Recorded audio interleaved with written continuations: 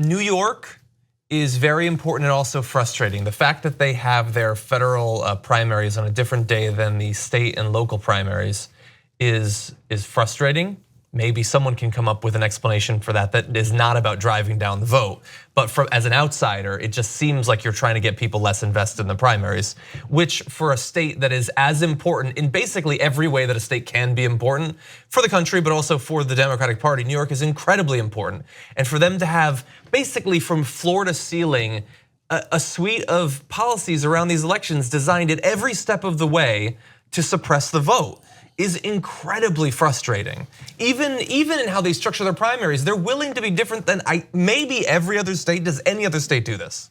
I don't know. That is incredibly frustrating. I don't know that they don't, but yeah, it's unusual. New York does one of the worst voter suppressions in the country, and so look, you got to keep it real and honest. So most of the time, voter suppression is done by Republicans, but in the case of New York, it is done by Democrats to protect their incumbents. Yeah, there's a lot of things inside of the Democratic Party, regardless of what wing of the party you might be in, that we can debate. People have different positions and everything, and even in terms of values, there can be differences. Certainly in the prioritization, possibly even in the existence of certain values. But there should be one thing that you do not get to be a Democrat unless you are in favor of it, and that is voting rights.